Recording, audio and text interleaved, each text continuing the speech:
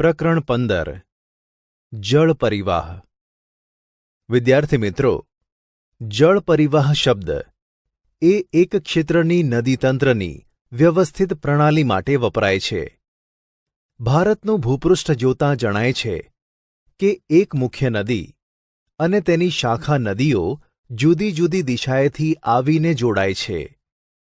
આ નદીઓનું જળ કોઈ જળાશય, સમુદ્ર કે રણ પ્રદેશને મળે છે. આ પ્રકારે એક નદીતંત્ર દ્વારા તેનો પ્રવાહ જે ક્ષેત્રમાંથી પસાર થાય છે તેને નદી બેસિન કહે છે.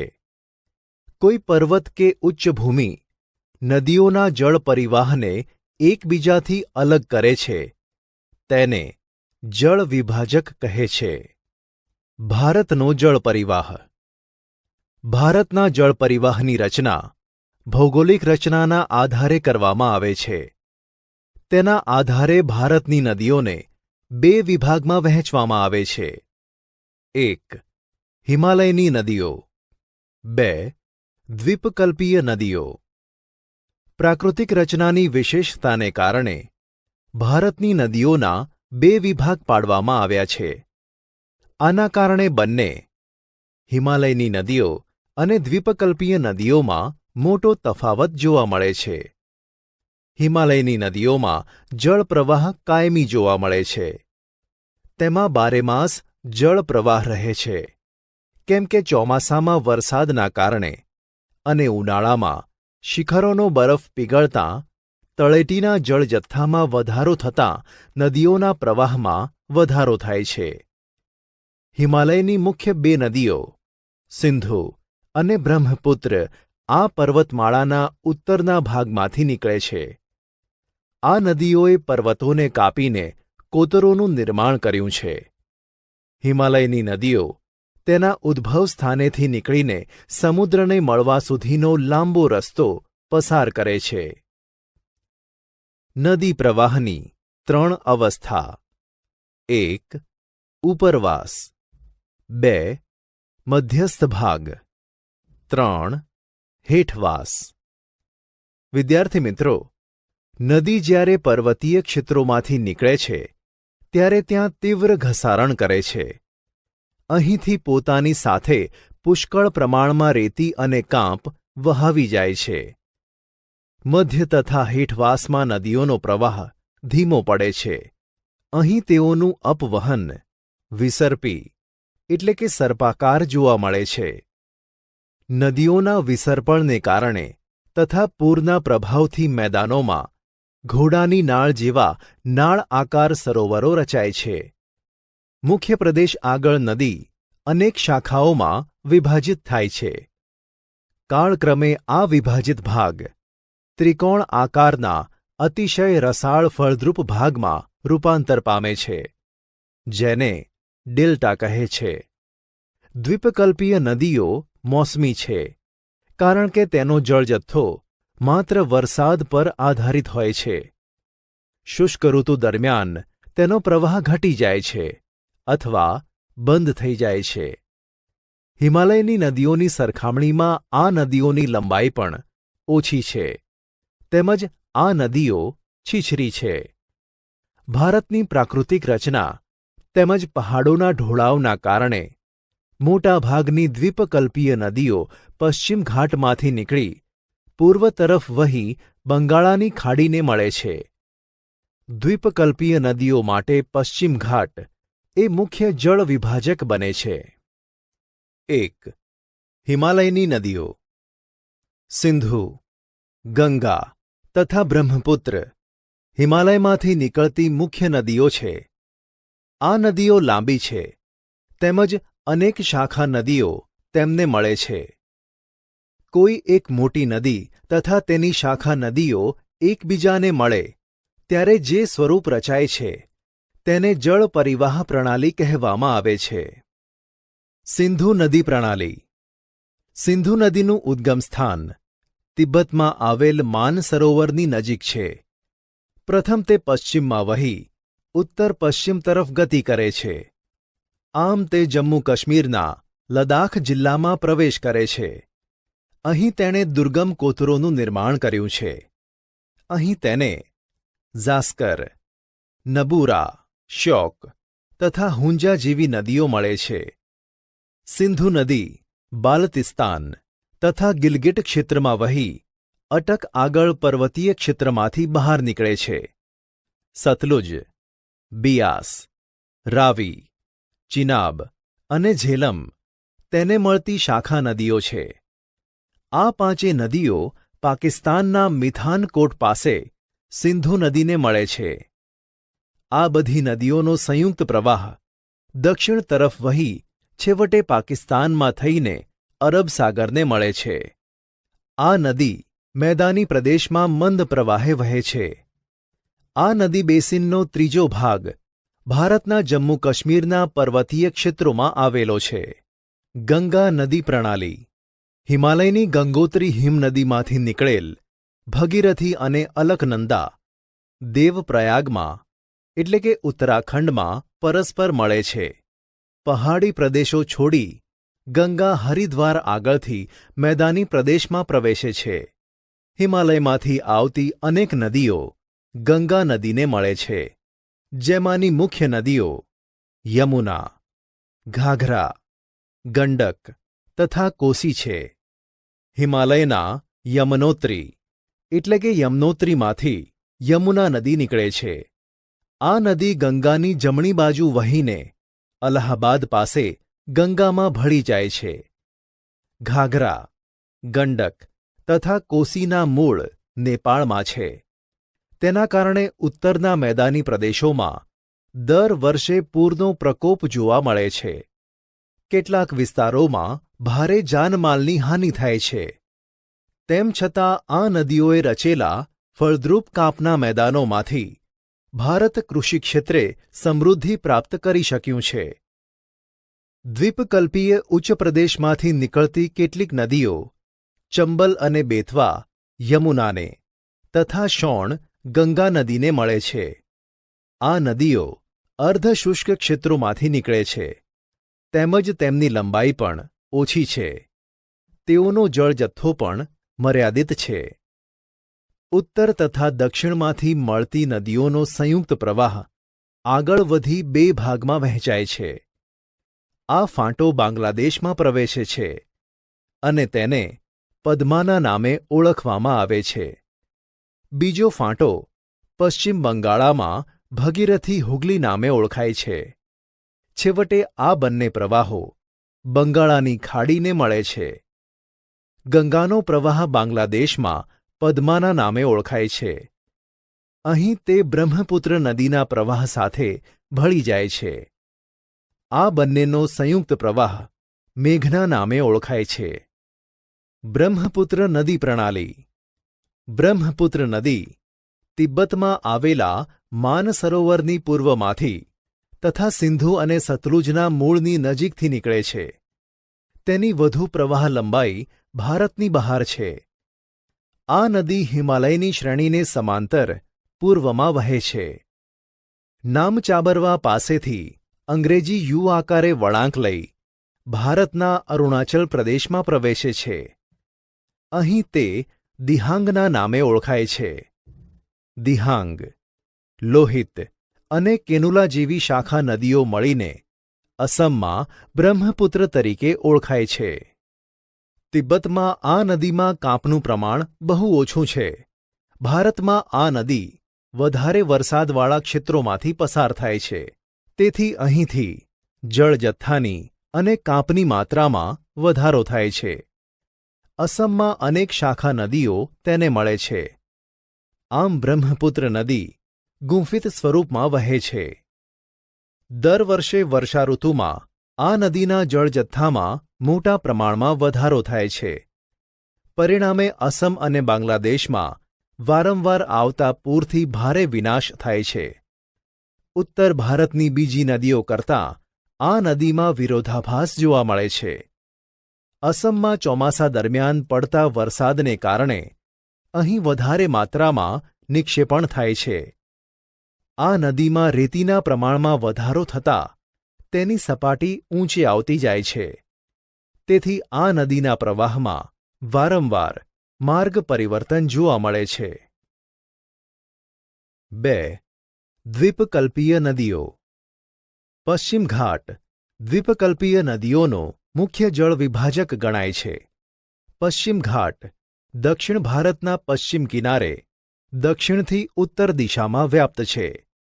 મહાનદી ગોદાવરી, કૃષ્ણા, કાવેરી વગેરે દ્વીપકલ્પની મુખ્ય નદીઓ છે. આ બધી નદીઓ પૂર્વ તરફ વહી બંગાળાની ખાડીને મળે છે અને મુખ ત્રિકોણ પ્રદેશ એટલે કે ડેલ્ટા ધરાવે છે. પશ્ચિમ ઘાટની પશ્ચિમે અનેક નદીઓ વહે છે. અલબત્ત નર્મદા અને તાપી જેવી મોટી નદીઓ પૂર્વથી વહી પશ્ચિમે આવેલા અરબ સાગરને મળે છે. નર્મદા બેસિન. નર્મદા મધ્યપ્રદેશના અમરકંટક પાસેથી નીકળે છે. તે પશ્ચિમ બાજુએ એક ફાટખીણમાં થઈ વહે છે. જબલપુર પાસે સંગે મરમરના ખડકાળ પ્રદેશમાંથી વહે છે, જ્યાં ધુઆધાર નામના જળધોધની રચના થયેલી છે. આ નદીની શાખા નદીઓની લંબાઈ વધારે નથી. મોટાભાગની નદીઓ કાટખૂણે મળે છે. આ નદીનો બેસિન મધ્યપ્રદેશ અને ગુજરાતમાં વ્યાપ્ત છે. નર્મદા નદીની લંબાઈ લગભગ 1312 કિલોમીટર છે. તાપી બેસિન.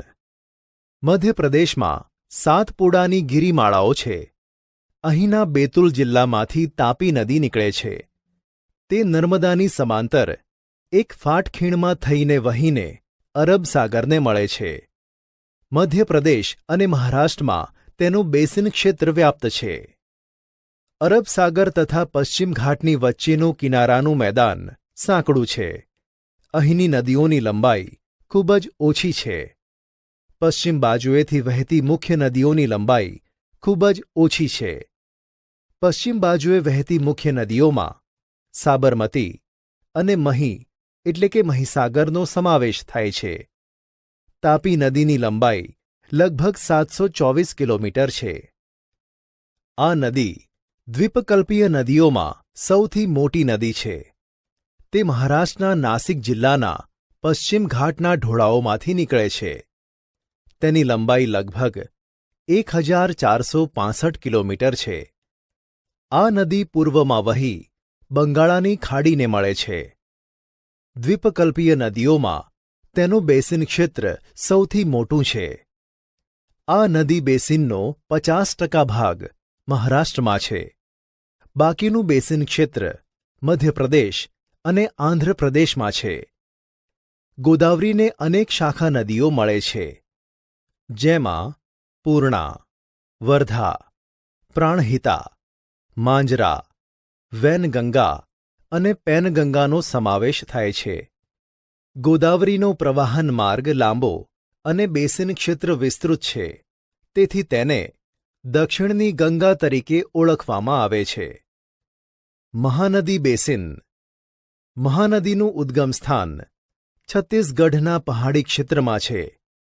તે ઓડિશામાંથી વહીને બંગાળાની ખાડીને મળે છે. તેની લંબાઈ લગભગ 860 કિલોમીટર છે. તેનું બેસિન ક્ષેત્ર છત્તીસગઢ, ઝારખંડ તથા ઓડિશામાં છે. કૃષ્ણા બેસિન. તે મહારાષ્ટ્રના પશ્ચિમ ઘાટના મહાબળેશ્વર પાસેથી નીકળે છે.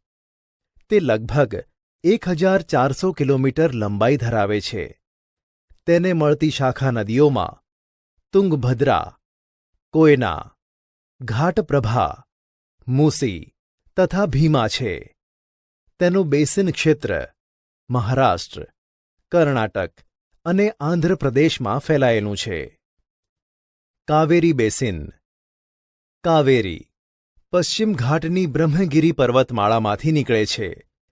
તેની લંબાઈ લગભગ 760 કિલોમીટર છે.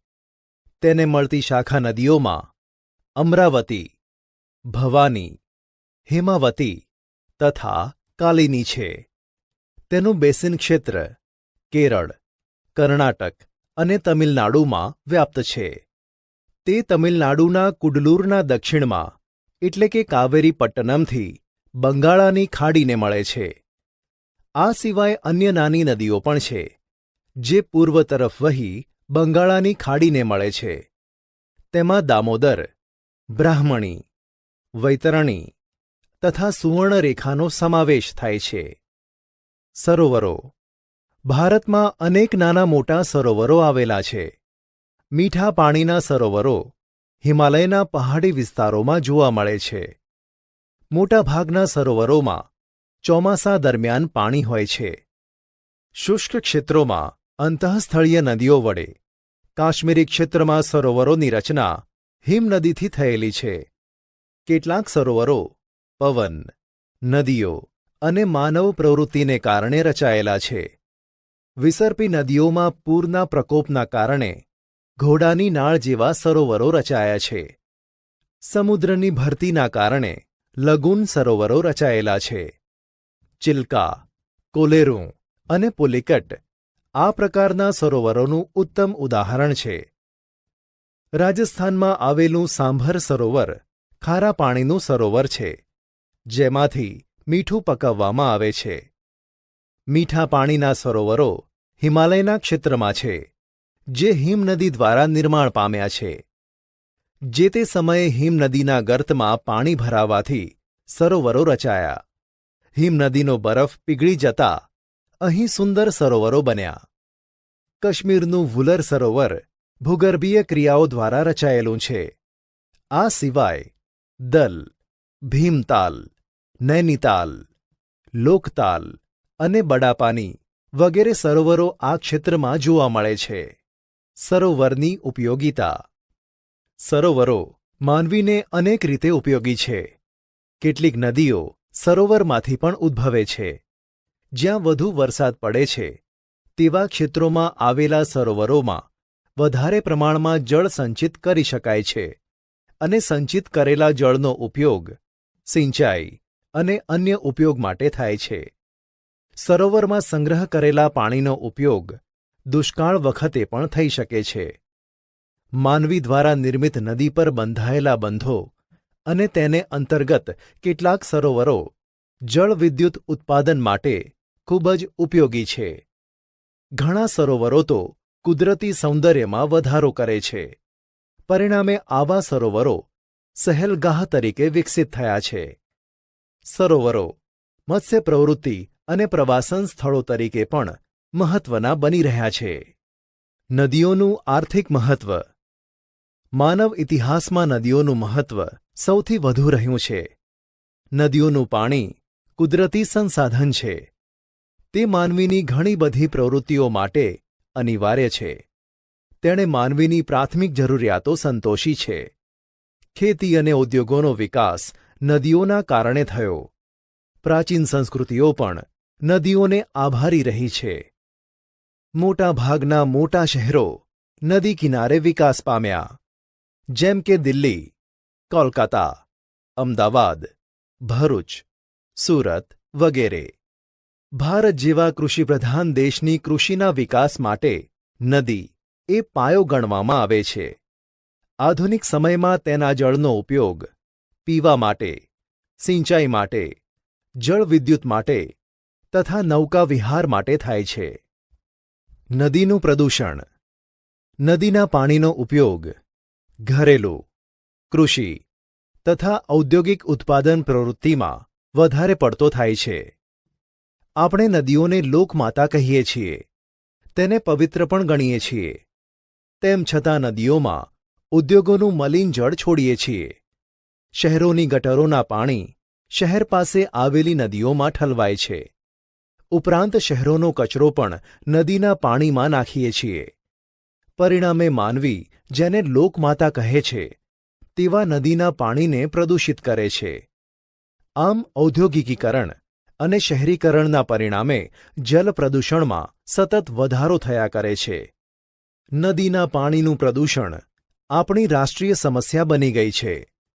નદીના પાણીને દૂષિત થતું અટકાવવા સરકાર હાલ વિશેષ પ્રકારના પ્રયત્નો કરી રહી છે. આ સંદર્ભે સરકારશ્રીની કામગીરીની સાથે લોકભાગીદારી પણ એટલી જ ઇચ્છનીય છે. જળ પ્રદૂષણ અટકાવવાના ઉપાયો. જળ પ્રદૂષણ ઘટાડવા કડક નિયમોનું પાલન કરાવવું જોઈએ. રાષ્ટ્રીય નદી સંરક્ષણ યોજના એટલે કે નેશનલ રિવર કન્ઝર્વેશન પ્રોજેક્ટ દ્વારા જળ શુદ્ધિકરણના કાર્યક્રમો અમલી બનાવવા જોઈએ. ઔદ્યોગિક એકમો પોતાનું પ્રદૂષિત પાણી નદીઓમાં ન છોડે તે માટેના કડક નિયમો બનાવવા જોઈએ. ઔદ્યોગિક એકમોએ પોતાના ઉદ્યોગો દ્વારા છોડવામાં આવતા રાસાયણિક જળમાં રહેલા હાનિકારક તત્વો દૂર કરવા જોઈએ. દરેક નાગરિકે નદીમાં સ્વચ્છ પાણી રહે તે માટે ઘરનો કચરો નદીના પાણીમાં ન ભળે તેની કાળજી રાખવી જોઈએ.